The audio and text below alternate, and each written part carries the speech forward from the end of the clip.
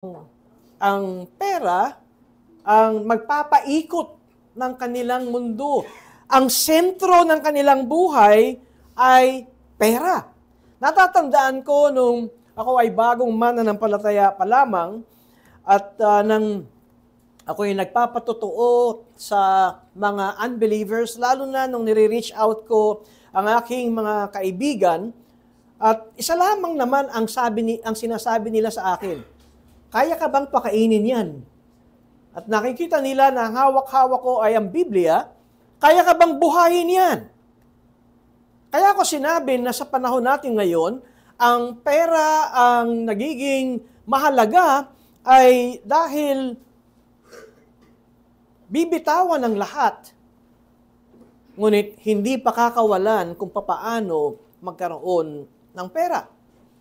Kung kaya't sa modern society, naabutan ko ito ng panahon na alam nyo na kapag kalinggo ay napakaraming saradong mga establishments na paghahalataan tuloy edad ko nito. Ngayon ay mismong bangko ay bukas ng linggo. At mapapansin natin na dahil yung tinatawag nating sistema ng mundo, yung rat race, nakuha natin yan sa mga progressive countries at mga first world countries, parang wala ng pahinga. At ito na hinahabol ng mga tao at mapapansin din natin, ito ay taliwas at paglabag sa utos ng Diyos. 6 na araw nilikha ng Diyos ang langit at ang mundong ito at mayroong siyang isang araw ng kapahingahan. Sa panahon natin ngayon, ay kumaari, ay magkaroon tayo ng walang humpay na pagtatrabaho sa bawat araw. Bakit? Kung tayo ay encourage sa mga nagtatrabaho ng linggo, ang kasabihin nila, baka matanggal ako sa trabaho. Hindi natin sinasabing mag-resign ka na agad dahil kailangan tapatan mo ang sweldo noon kung ikaw ay magsasabi noon. Ngunit, hindi ba't maaari din nating sabihin, kapatid, hindi ba't maaring ito ang isang hudyat na ikaw ay maghanap-hanap na ng ibang trabaho na ang iyong employer, ang iyong company ay mayroong binibigay na pahinga kahit isang araw sa linggo at ito ay araw na linggo. Ngayon, bagamat pinapractice pa rin na mayroong one day rest, pero sa mga iba nagtatrabaho, ito ay rotation. Hindi nila ipinapangako sa iyo na every Lord's Day o every Sunday, day off mo yan. Ang iba naman, ang kanilang nagiging Diyos-Diyosan, konti lang ang kabataan natin dito, ay yung kanilang crush. Diba? Yung kanilang mga, ito yung bago matulog, ang tinitignan ay ang Facebook account ng kanilang crush. Paggising ay titignan ang Facebook, baka mayroong mga mensahe ang kanilang crush. Ang kanilang nagiging Diyos-Diyosan ay tao. At kapag ganito ang nangyayari, ay ang kanilang niluluhuran, bagamat buhay. Kasi ang sabi kong traditional na pagkaunawa natin ng Diyos-Diyosan ay ang mga larawan, ang mga ribulto na hindi gumagalaw. Ngunit sa modern society ay maaring ang kanilang boyfriend, ang kanilang crush, o ang kanilang karelasyon kahit na hindi pa sila mag-asawa. Ito ang mahalaga sa kanila. Ang iba naman ay ang kanilang paboritong alagang aso o paboritong alagang hayop. Dito umiikot ang kanilang buhay. Ito ang isip nila. Ngayon nasa panambahan, kamusta kaya si Muning? O kaya kamusta si Bawaw? Narinig natin ang scripture reading kanina na itong mga Israelita nung panahon ni Malakias, bagamat ang mga pari ay naglilingkod sa templo, pero ang sabi ng Panginoong Diyos sa kanila, ito ay hindi katanggap-tanggap. nakita nyo merong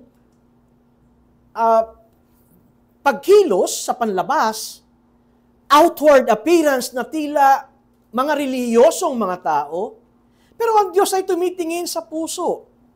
Kaya, ang tanong ko, maging sa ating kapanahunan ngayon, ay nasa ng isip natin ngayon? Ito ay araw ng kapahingahan. Kapahingahan saan? Narinig ko ang isang mangangaral, sabi niya, kung obserbahan talaga natin kung bakit 6 na araw na trabaho, 1 araw na pahinga, sapat na ang 1 araw na tayo ay binubugbog ng tukso at kasalanan ng 6 na araw, at sapat na ang 1 araw na tayo ay palakasin ng Diyos. Saan ka nakakita? Di ba, ang alam natin there is power in numbers. Mas marami, mas makapangyarihan. Pero 6 days versus 1, at kung ito ay susundin natin, narinig natin kanina sa ating exhortation, ito ang magbibigay ng kalakasan sa atin ng buong 6 na araw ng ating pagharap sa mundo at sa buhay. At alam naman natin, tuwing tayo ay papasok sa panambahang ito, alam natin na tayo ay pumapasok na may pagyuko dahil may pag-amin na ako'y nagkasala, Panginoon. Nais kitang sambahin, ngunit ako'y nagkasala. Ang Diyos natin, sa banal na kasulatan, ay makikita nating Diyos na kinakatakutan, katulad ng ating narinig, kinakatakutan ng ibang bansa at sa konteksto ng mga Israelita, kinakatakutan ng kanilang mga kaaway, ngunit nagpapahayag ang Diyos sa kanyang sariling bayan na siya ay Diyos na maaring malapitan at may pag-ibig na walang hanggan sa kanyang mga hinirang. Ito ang nais kong ibaon sa ating isipan. Totoong sadyang tayo'y mahina at kay dali tayong mahatak ng ating kapaligiran dahil ang Diyos ng sanlibutang ito, ang ibig sabihin, ang nananaig na mayroong impluensya sa karamihan ng mga tao sa 4 na sulok ng mundong ito ay walang iba kundi ang Diablo. At dahil tayo yung mga anak ng Diyos, saan man tayo pumunta, ay naroon ang Diyos ng sanlibutang ito. Kahit ang isipin natin ay ako ay lalayo sa masamang mga taong ito, hindi pa rin tayo makakatakas. Dahil saan tayo pupunta? Meron tayong lugar na pupuntahan. At ang namamayagpag sa mga panahong ito ay ang ating kaaway, ang Diablo. At meron pa rin tayong mga taong makakasalimuha. At kung hindi sila mananampalataya, ang kanilang mga kaparaanan, kahit na panay bukang bibig na God bless bago kayo maghiwalay, ngunit sila ay mga anak ng Diablo. At hindi pa yan, dahil tayo bagaman ay kinahabagan na ng Diyos, niligtas na ng Diyos, nananahan na sa atin ang Espiritu Santo, ngunit mayroon pa ring nananatiling kasalanan sa atin. Kaya't ito ang humahamon sa atin sa bawat araw, at 6 na araw, marahil ay wala tayong umaakay sa atin na tayo mapalalahanan. Ngunit salamat sa social media, di ba, sa YouTube, isang click lang ay nariyan ang napakaraming mga katuruan at pagpapaalala patungkol sa salita ng Diyos. Ngunit mapapansin natin, karamihan sa atin ay talagang bugbog. Bugbog sa tukso, dapang-dapa sa kasalanan at talagang sadyang mahina at hindi tayo makatanggi sa kasalanan. Kung kaya't narito tayo ngayon na lumalapit sa Diyos at humingi ng tulong. Bigyan niyo po kami, Panginoon, ng kalakasan na makapamuhay ayon sa inyong kalooban. Bigyan niyo kami ng biyaya, Panginoon, ng kalakasan, matalikuran itong paulit-ulit na kasalanan na ito, na alam kong kasalanan, ngunit paulit-ulit kong nagagawa. At isang pag-amin, alam niyo,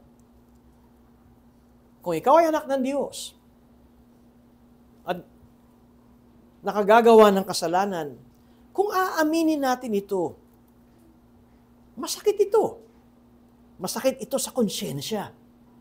Masakit sa budhi. Kahit na panandaliang ikaw ay nasasarapan, pero pagtapos nun, hindi ka patatahimikin ng iyong budhi. Alam niyo kung bakit? Dahil yung budhi na nangungusap sa atin ay ang tinig ng Diyos na hindi kayang ibigay ng ribulto. Hindi kayang ibigay ng inyong hinahangaan. Hindi kayang ibigay ng inyong simuning at sibawaw. Ang Diyos lamang ang makagagawa nito sa atin.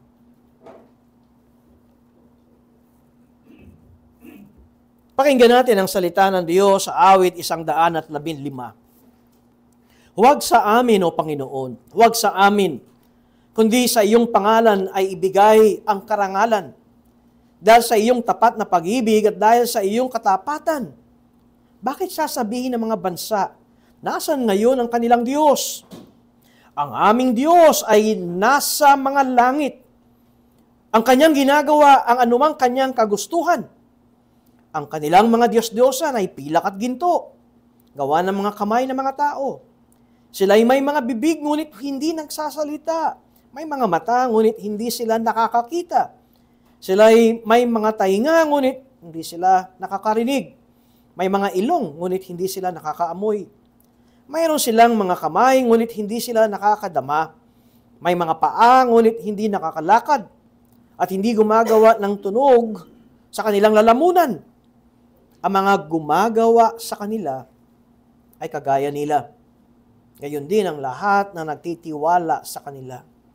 O Israel, sa Panginoon ay magtiwala ka. Kanilang saklolo at kanilang kalasag siya. O sambahin ni Aaron sa Panginoon. O sambahayan ni Aaron. Sa Panginoon ay magtiwala kayo. Siya ang kanilang kalasag at saklolo. Kayong natatakot sa Panginoon ay magtiwala kayo. Siya ang kanilang kalasag at saklolo. Inalaala tayo ng Panginoon. Tayo'y kanyang pagpapalain.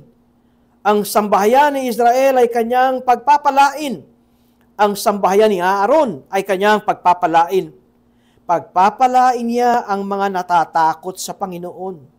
Ang mabababa kasama ang dakila. Paramihin nawa kayo ng Panginoon, kayo at ang inyong mga anak. Pagpalain nawa kayo ng Panginoon, siya na gumagawa o siya na gumawa ng langit at lupa. Ang mga langit ay mga langit ng Panginoon, ngunit ang lupa ay kanyang ibinigay sa mga anak ng mga tao. Ang patay ay hindi pumupuri sa Panginoon, ni sino mang bumaba sa katahimikan. Ngunit, aming pupurihin ang Panginoon mula sa panahong ito hanggang sa walang hanggan. Purihin ang Panginoon. Pagpalain nawa tayo ng kanyang banal na salita. Ang kabanatang ito, itong Psalm 115, 'ay maaaring makita natin na nagsisimula ito ng pagbibigay ng parangal sa Diyos. Kaya nga mayroong ditong negation, ika nga na sinasabing, wag sa amin, o Panginoon, wag sa amin, kundi sa iyong pangalan ay ibigay ang karangalan. At masasabi natin dito ay ito ang pinapahayag ng mga Israelita. Ngayon, kung matatandaan nyo ang ating serye, tayo ay nasa Book 5 ng Psalm, at ito ay ang Book 5 sa ating pag-aaral. Ito ay ang panahon ng mga Israelita ay maaring sila ay nakabalik na sa Jerusalem. Tandaan natin, sila ay naging bihag, dinala sila sa Babylonia at naging bihag ng 70 years. At nang napalitan ang pinuno ng Babylonia at dito pumasok si Ciro, na isang Persyano, ay naroong siya nagbigay ng decree, ng utos, na ang lahat ng mga Israelita ay pabalikin sa Jerusalem after 70 years. Kaya kanilang pinapahayag na ang luwalhati, ang lahat na nangyayaring ito ay sa inyo. Hindi dahil kami ay magaling. Katunayan, wala na nga sila eh. Ang nangyari sa kanila sa 70 years ay pag nagtanong, sino nga pala kayo? Saan nga pala kayo galing? Ano nga pala ang inyong lahi? Nabura ang kanilang magigiping na mga ninuno nang sila ay naging bihag sa Babylonia. Kaya sa verse 1 ay naroong masasabi natin ang kanilang papuri sa Diyos at kanilang ipinapahayag na ang nangyayaring ito ay inyong gawa. At pagkatapos, sa may talatang 2 ay naroong nagsasabing, bakit sasabihin ng mga bansa, nasaan ngayon ang kanilang Diyos? Ito ay pagpapahayag na ngayon kayo'y pabalik na sa Jerusalem. Ano na kayo ngayon? Nasaan ang inyong Diyos? At ang kanilang sagot, ang aming Diyos ay nasa mga langit. Kanyang ginagawa ang anumang kanyang kagustuhan. Ang kanilang mga Diyos, ang kanilang mga Diyos-Diyosan ay pilak at ginto. Ipinapakita rito na ang Diyos ng bayang Israel ay di nakikita. Ang Diyos-Diyosan ay nakikita. Kaya pinamagatan ko ang aking sermon na the invisible God is more real. Ang di nakikita, ang siyang totoo kaysa sa mga nahahawakan at nakikita. Kung matatandaan ko, minsan merong naisulat sa kasaysayan ng pinasok ang templo ng Israel at naghahanap sila ng rebulto. Ito ay nung sinasamsam ang templo ng Jerusalem at kaiba ang templo ng mga sumasampa sa Diyos-Diyosan. Dahil ang templo ng sumasampa sa Diyos-Diyosan, napakaraming rebulto. Ngunit ang templo ng Jerusalem, wala silang nakitang rebulto o estatwa. Nasaan ang kanilang Diyos?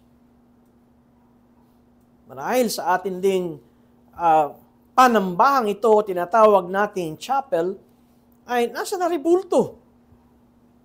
At matatawag nyo bang kadalasan, lalo na sa bansang Pilipinas, karamihan sa atin ay galing sa Katoliko, nasa na rebulto.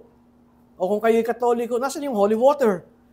Pagpasok, nasa na yung mga rebulto? Nasa na yung altar? Nasa na yung kandila na pula na tinatawag na tabernakulo? Nasaan yan? At tatawagin yung ito ay ang panambahan ninyo. At ito ang nakakagulat dahil sa kasaysayan, ang Diyos na di nakikita ang kanilang kaagapay at makapangyarihan.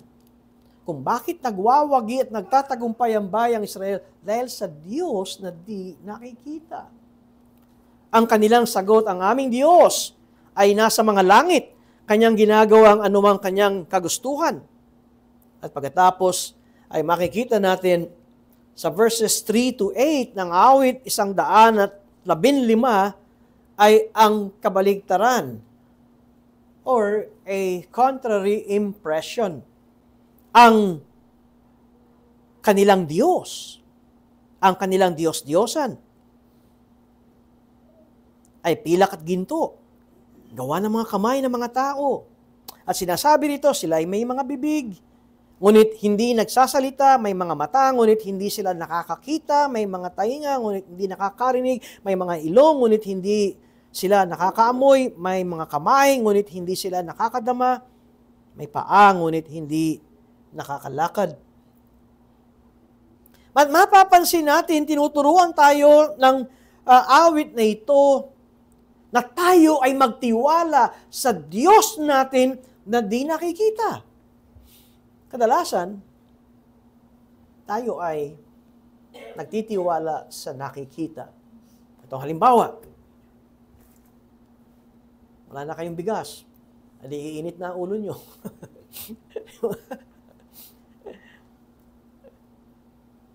Hingi ka ng pera sa asawa mo, walang maibigay, iinit din ang ulo nyo. Wala kang nakikitang pera eh. Wala kang nakikitang bigas. Yan ay isang classic example ng mga nasa probinsya. Ngayon, hindi na ganun. May GCash na eh. Pero kahit na eh, pag tinignan mo yung GCash mo, zero balance.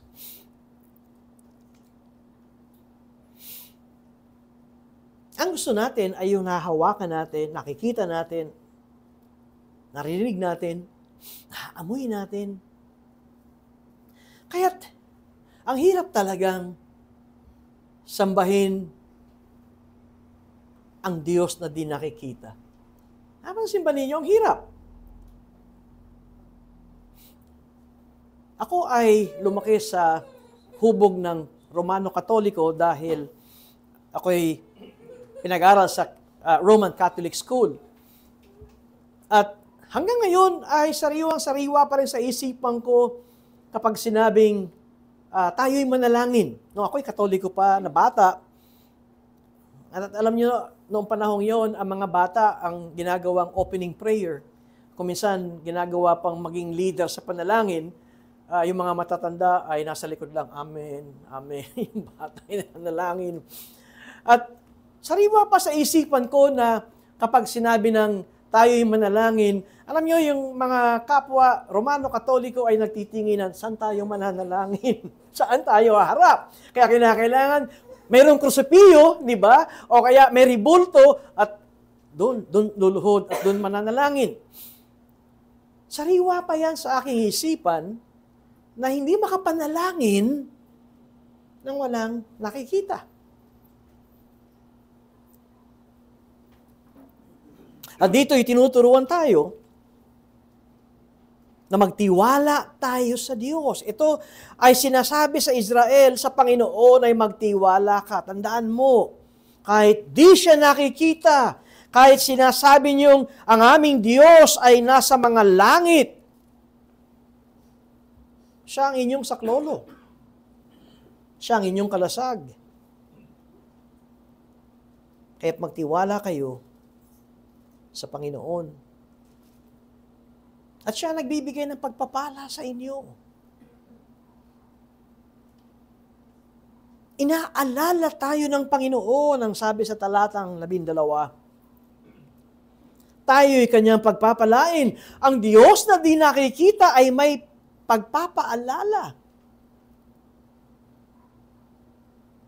Kaya't kahit dali natin na bumaling sa ating sariling kagustuhan, dahil kahit paano, yung kagustuhan natin ay nanggagaling sa ating isipan, at tila pag may ginagawa tayo, nahahawakan natin, nararamdaman natin, nayayakap natin, naaamoy natin. Kaya doon tayo sa mga bagay na pandamdam.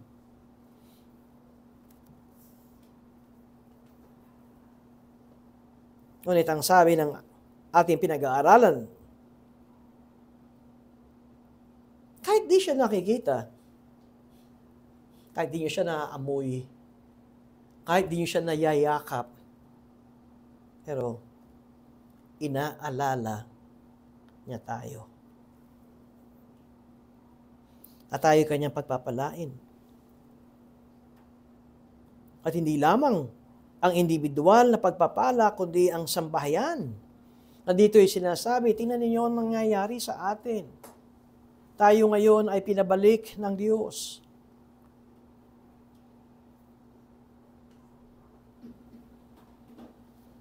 Sa bayang Jerusalem. At ang Diyos na ito ay may pangalan. Huwag sa amin, O Panginoon. Maaaring ang ibang salin ng Biblia, ang tawag ay Yahweh. Ang Yahweh binigay kay Moises. Ang ngalang Yahweh, Panginoon, ay ang pangalan na pinahayag ni Moises nung sila ay pinalaya sa kamay ng Paraon sa Egypt. Kaya ito ay isang congregational praise dahil bilangin ninyo ang salitang amin. Sa verse 1, wag sa amin. Sa verse 3, ang aming Diyos. Ilang amin ang tinutukoy dito. Ito ay pagpupurit, pagpapahayag ng bayang Israel.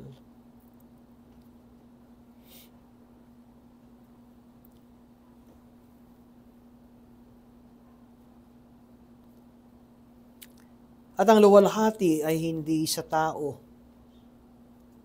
Ang luwalhati ay sa Diyos. Nawa, sa bawat tagumpay na ating nararanasan, sa bawat blessing na ating natatanggap, o sa bawat kaligtasan na ating naranasan, halimbawa tayo ay naligtas sa isang kapahamakan o naligtas sa isang aksidente. Nawa, tulad nitong awit na ito, wag sa amin, O Panginoon, wag sa amin, kundi sa iyong pangalan ay ibigay ang karangalan. In other words, hallelujah! Purihin ka, Panginoon. Salamat, Panginoon.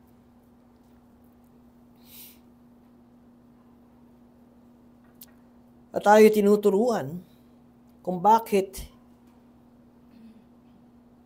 ayaw ng Diyos nang sumasamba tayo sa mga bagay na nakikita.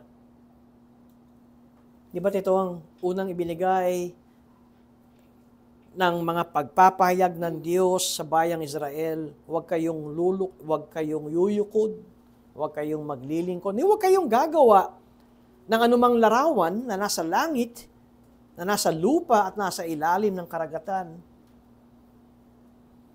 Nakita niyo, kahit na sabihin mo nang ikaw ay isang napaka-relihiyoso o relihiyosa at maaring ipakita mo ang iyong tuhod na may kalyo sa kakaluhod, ngunit kung mali ang inyong kaparaanan ng pagsamba, ito hindi katanggap-tanggap sa Diyos. At dito ipinapakita, ito ang idolatry. Ito ang pagsamba sa Diyos-Diyosan. Dahil pag pinag-uusapan ang idolatry, it is tied, ito ay nakakapit at nakakabit to what we see.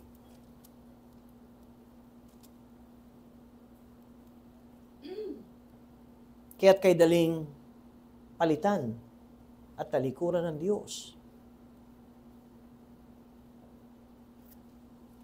Dahil ang sukatan natin, pakiramdam ko, nakikita ko, nahahawakan ko.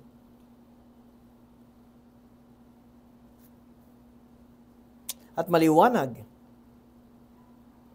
na simula sa matandang tipan ay meron ng prohibition, meron ng pagbabawal ang Diyos sa pagsamba sa mga imahen. Bagamat hindi pinaliwanag, napansin ba ninyo sa Ten Commandments, sa moral law, na binigay ng Diyos ang kanyang utos sa bundok ng Sinai? Hindi pinaliwanag. Huwag kayong gagawa ng imahin. Huwag kayong luluhod. Huwag nyo silang paglilingkuran. There is no explanation.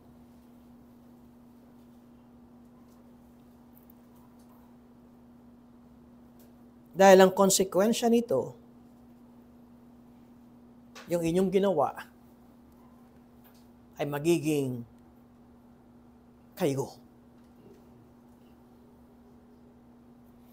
Kung ito ang inyong inilagay na inyong pinakamahalaga sa buhay ninyo.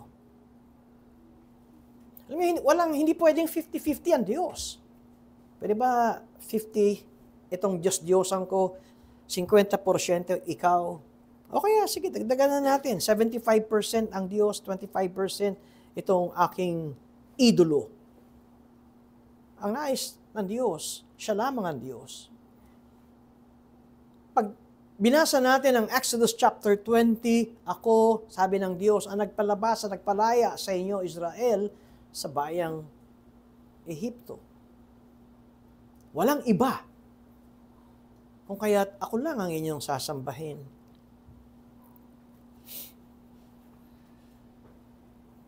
Sabi sa talatang 8, ang mga gumagawa sa kanila ay kagaya nila. Gayon din ang lahat ng nagtitiwala sa kanila.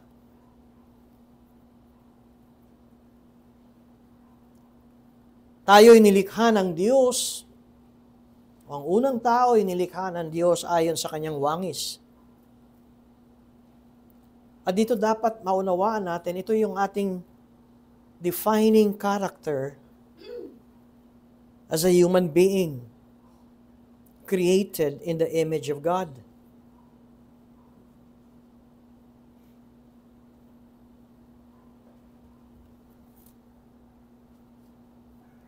At binabalikan tayo ng paraan ng pagtukso ni Satanas kay Adan at kay Eva. At anong tukso ni Satanas kay Adan at kay Eva? Hindi totoo ang sinabi ng Diyos sa inyo. Anong sinabi ni Satanas? For God knows that when you eat from it, your eyes will be open. And you will be like God.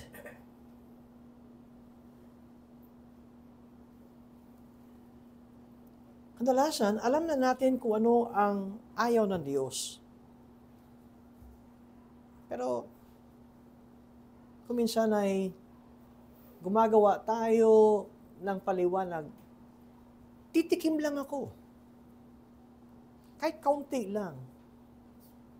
Tikmang ko lang. Ngunit maliwanag na ito'y sinasabing huwag.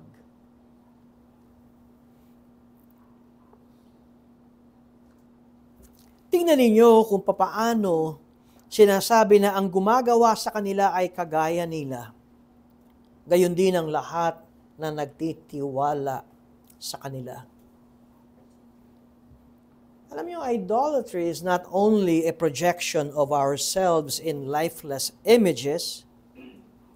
Ulitin ko ito. Idolatry is not only a projection of ourselves in lifeless images, but a projection of ourselves into God's own place and role as the Creator. Ang totoo, kapag tayo na ang nasusunod, tayo na ang Diyos. Di ba? Tayo na ang lumilikha ng ating buhay. Maaaring hindi natin ito nakikita. Ito yung, huwag mo akong pakialaman, huwag mo akong pakialaman. At nire-remind mo siya, ito ang sinasabi ng salita na, huwag mo akong pakialaman. Ikaw na ang Diyos.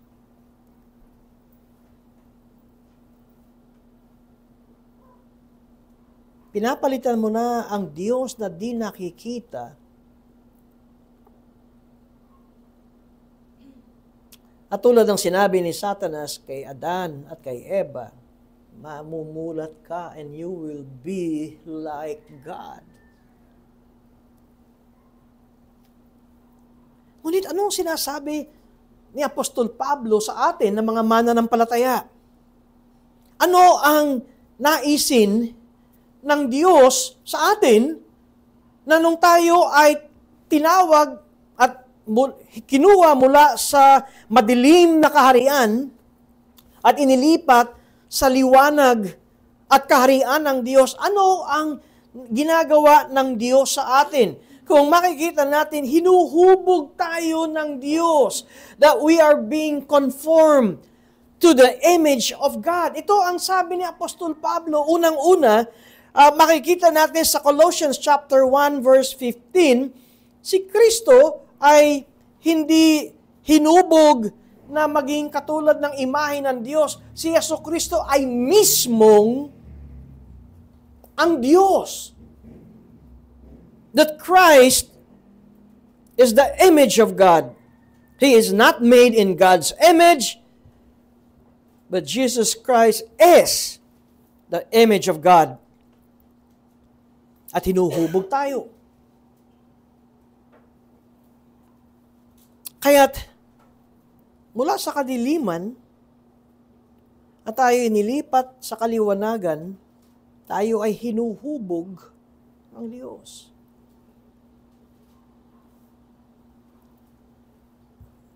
Well, hindi natin mapipigilan na ang anak natin ay maging katulad ng ikaw, kamukha ng tatay o kamukha ng nanay, at isa naman talagang utos sa atin na tayo ay magpakarami. Ngunit, ang paglabas natin sa mundong ito ay tayo makasalanan. Kaya kanya-kanyang paggawa natin ng ating sariling mga idolo or idols. Ngunit, nung tayo ay naligtas at kinahabagan ng Diyos, tayo hinuhubog ng Diyos. Ito ang sabi sa Roma 8, talatang 29.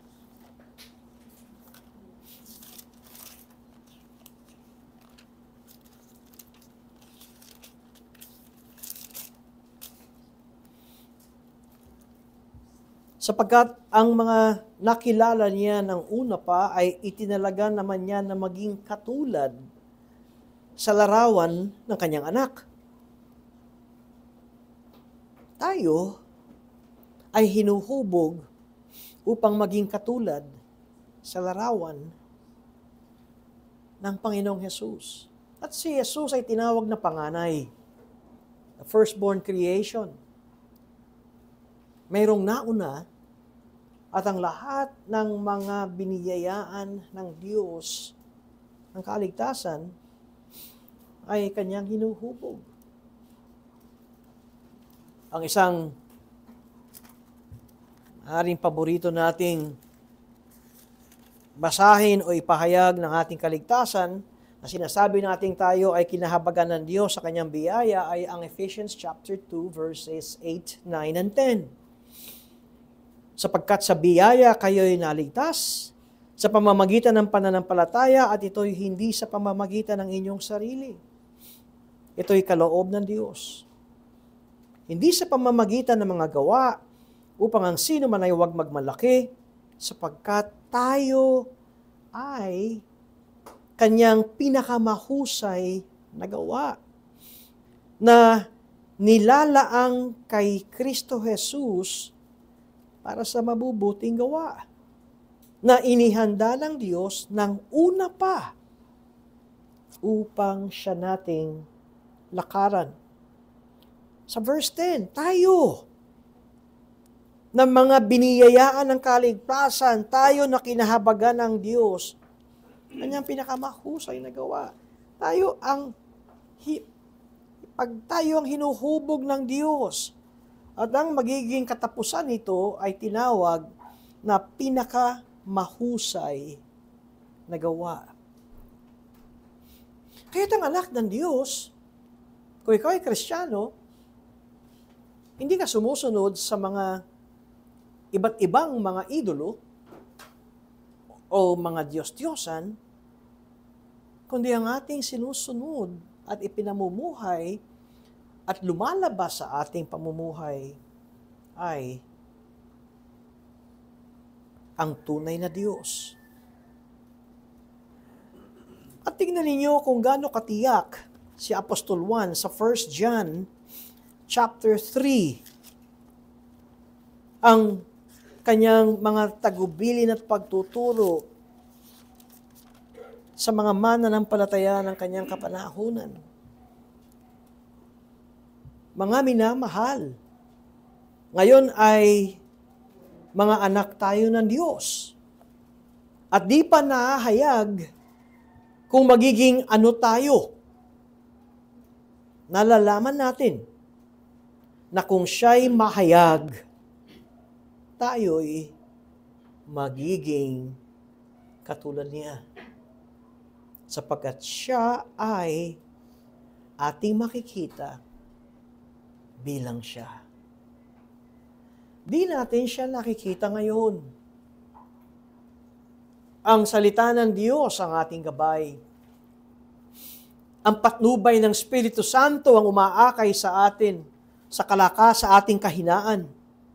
Ngunit, di tayo nawawala ng pag-asa. Kaya nga sinabi ko kanina na palagay ko lahat tayo, pagdating ng araw ng Panginoon, pagpasok sa panambang ito, kung talagang honest tayo, ay lahat tayo ay magsasabing, patawarin mo ako, Panginoon. Sa loob ng 6 na araw, at nais kong lumapit at magpakumbaba sa inyong harapan. At ito sinasabi ni Apostol Juan. Kung tayo ay batbat, punong-puno at hirap na hirap sa buhay, na makaiwas sa sistema ng kamunduhan. Na dahil dito, parang tingin natin na trap na tayo sa kamunduhan. At kung ikaw ay anak ng Diyos, mga minamahal, ngayon ay mga anak tayo ng Diyos. Maaaring kung dadagdagan kong anak ng Diyos na parang trap sa kasalanan. Anak ng Diyos na parang nasa putik ng kamunduhan. Mga minamahal, ngayon ay mga anak tayo ng Diyos. At hindi pa nahayag kung magiging ano tayo. Ikaw man ay tupa ng Panginoon, pero nababalutan ng putik, pero ikaw ay tupa. Itong pakatandaan mo, ikaw ay anak ng Diyos. At hindi pa nahayag kung magiging ano tayo. Nalalaman natin. At ito ang dapat na maglagay at maging matibay tayo sa katuruang ito. Nalalaman natin na kung siya'y mahayag. At ito ang hinihintay natin. Ang pagbabalik na muli ng Panginoon na kung siya'y mahayag, tayo ay magiging katulad niya. Ngayon, nakikipagbaka pa tayo. Ngayon, ay meron pa tayong patuloy na pinuputol at pinapatay ng mga maling gawa. Walang tigil ito. Alam niyo kung kailan ang tumitigil yan? Pag tulog tayo. Natatandaan ko yung ating kasama na nasa Panginoon na, nung siya'y nag-confess sa akin, paano ang gagawin ko, Pastor? Hindi ako makaiwas sa trabaho, hindi ako makaiwas sa kasalanan. At kung minsan ay hinang-hina na ako sa bawat araw. Alam mo, sinabi ko sa kanya, practical, kaya mo matulog? Kala niya sabihin ko, manalangin tayo, mag-memory verse ka. Kaya mo matulog. Magpahinga mo yung isip mo. Dahil pag tulog ka, hindi kayang tumakbo ang isip mo ng mga tukso o kaya ikaw ay nakokondena ng iyong mga ginawa. Pahinga mo muna ang iyong katawan at isip. At paggising mo, magsimula ka uling manalangin.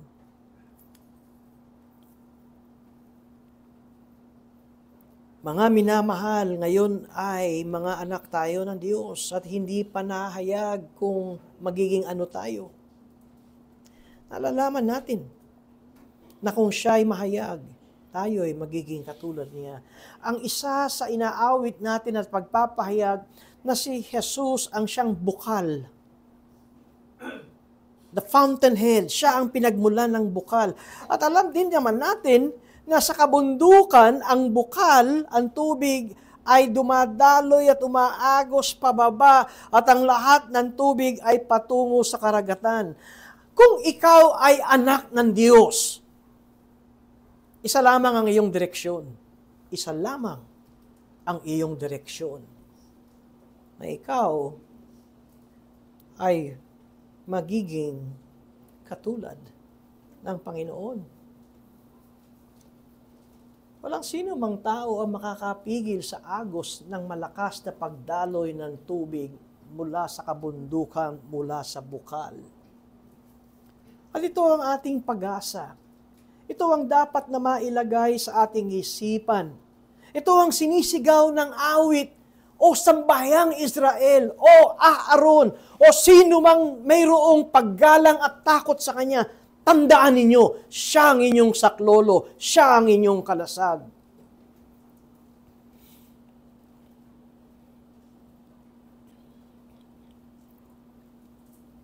At tayo'y nilikha ng Diyos ayon sa kanyang wangis. Nahulog si Adan, nadungisan ng wangis, ngunit nung tayo'y kinahabagan at biniyayaan ng kaligtasan at sumampalataya kay Kristo, ang sino mang na kay Kristo ay bagong nilalang. Ikaw ba'y na kay Kristo? Kung ikaw ay na kay Kristo, ikaw ay bagong nilalang. Ikaw ay nasa agos ng tubig ng buhay. At ang iyong direksyon ay patungo sa pagiging katulad at kawangis ng Panginoong Jesucristo. For those God foreknew, He also predestined to be conformed to the image of His Son. Naniniwala ba tayo doon? Alam niyo kung minsan paano tayong humatol sa ating mga kapatid sa pananampalataya na lugmok sa kasalanan? Ida-down natin sila? Aapakan natin sila? O sasabihin natin, kapatid, tandaan mo, maaring hindi pa nakikita ang pagiging kawangis ni Kristo, pero dahil ikaw ay anak ng Diyos, at ang tumawag sa iyo at gumawa sa iyo at lumikha sa iyo na parang ikaw ay maging anak ng Diyos, hindi ang iyong sarili. Kaya nga tayo na nagmamapuri sa Diyos, tayo ay nagmamapuri hindi sa gawa natin, we boast sa ating Diyos, sa Kanyang gawa, na sinasabi natin, ang biyaya ng Diyos ang siyang nagbago at nagligtas sa akin. Kung kaya't ang biyaya din ng Diyos ang siyang huhubog at mag-aakay sa akin hanggang wakas. Marahil nang sinusulat ito ni Apostol Juan ay napakaraming kanyang mga kakilala na nag-i-struggle kung paano mamuhay na ayon sa kalooban ng Diyos. Dahil napakaraming hatak ng kamunduhan, makalaman at tukso. Ngunit, pakinggan ninyo ang encouragement ni Apostle John, mga minamahal.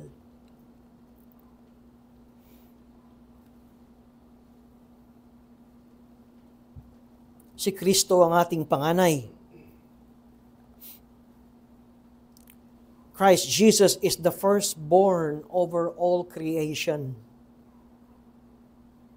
And that is the image to which God seeks to conform us. Kaya't, ang pagkilos ng Diyos, ang pagkilos ng Espiritu Santo sa atin ngayon?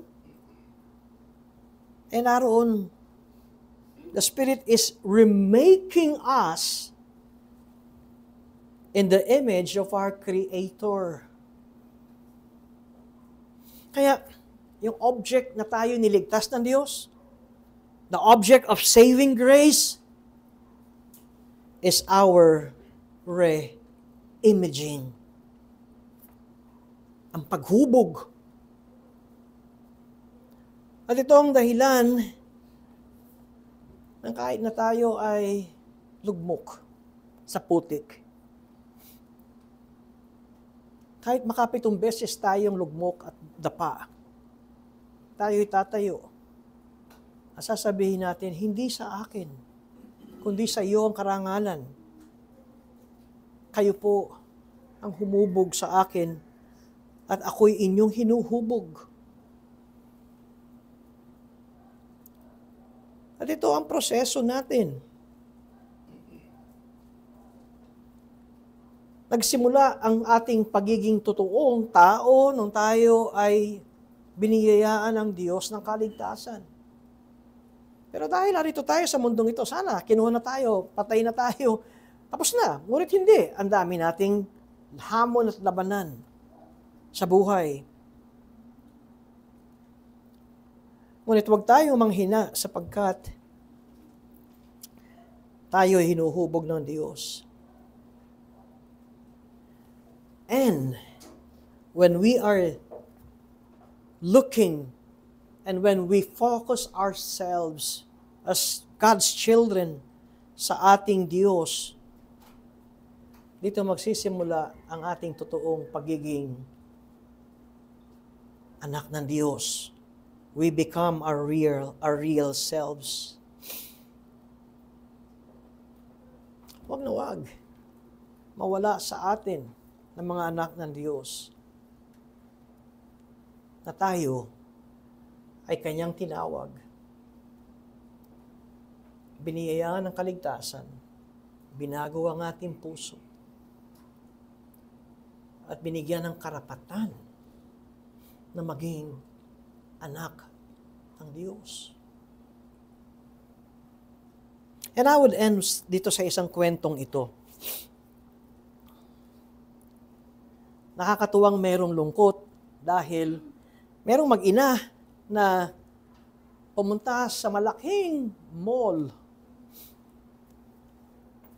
Itong bata ayaw magpahawak sa nanay. Alam niyo ba, may mga bata na bawa 5 taong gulang, hawak-hawak yung bata. Naalala ko tuloy yung aming apo. Talagang pag nasa mall, dinadala namin, takbo ng takbo yun. Buti sana kung tumatakbo, lumilingon Hindi, takbo siya ng takbong walang lingon.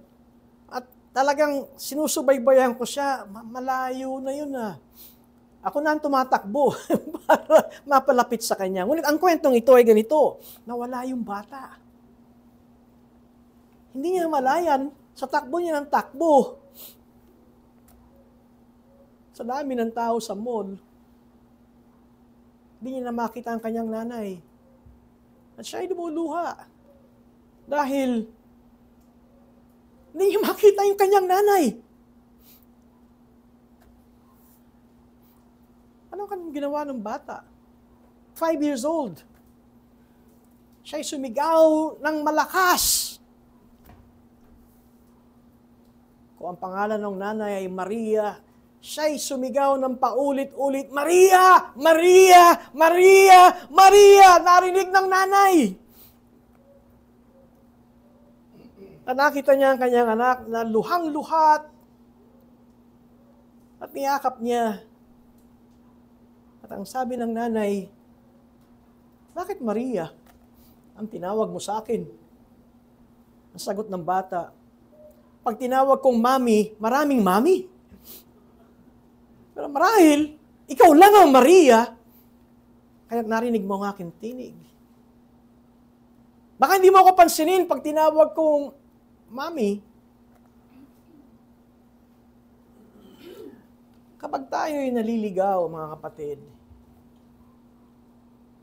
kapag tayo'y lugmok, Isa lang ang ating tatawagin. Ama. Ama ko. Ama ko. Tulungan niyo ako. At walang ibang binigay na pangalan sa silong ng langit sa ating kaligtasan, kundi ang pangalan ng Panginoong Hesus. At nawa, tayo ay mapalalahanan. Napakaraming mga Diyos-Diyosan sa mundong ito. Napakaraming mga idolo sa mundong ito na walang buhay. Na hindi kayo tutulungan yan. But there is only one God. There is only one Lord. Nalangin po tayo. Marami pong salamat, Diyos, sa kabanatang ito ng Aklat ng Awit. Ang pagpapaalala niyo sa amin ang panganib kung ang pinapahalagahan po namin ay hindi kayo. Sapagkat kung mayroong ibang mas mahalaga sa aming buhay at hindi kayo, yan po ay mga idols. Yan po ay mga Diyos-Diyosan. Ibaling nyo kami. Ibaling nyo po kami sa inyo. Kayo na Diyos na di nakikita. Kayo po na Diyos na nasa langit. Kayo po na aming Diyos na kung ano ang inyong ibig, ito ang inyong ginagawa. Matuto po kaming magtiwala sa inyo na di nakikita. Matuto kaming magtiwala sa inyong salita. Matuto po kaming magtiwala sa napakaraming mga pagtulong niyong nakaraang sa aming mga buhay. At laging magpaalala po sa amin, kayo ang aming kalasag. Kayo po ang aming sandata. Kayo po ang aming kalakasan. At sa mga nakakapakinig ng pangangaral na ito, dalangin ko, Diyos, kung sila'y hindi pa totoong mga anak ng Diyos. Kanilang makita na bawat araw, ang kanilang buhay ay walang saysay. May mga mata, ngunit di nakakakita. May mga ilong, ngunit di nakakaamoy. May mga tainga, ngunit di nakakarinig. May mga kamay, ngunit di makakahawak. May mga paang hindi nakakalakad. They are lifeless. At nawa, ito ang maging daan na kung di pa sila mga anak ng Diyos, ay magsimula silang tumawag sa inyo. Magpakumbaba sa inyo at ipahayag na tanging kayo ang kanilang kailangan sa buhay. Sa ngalan ni Jesus, ito po ang aming dalangin. Amen.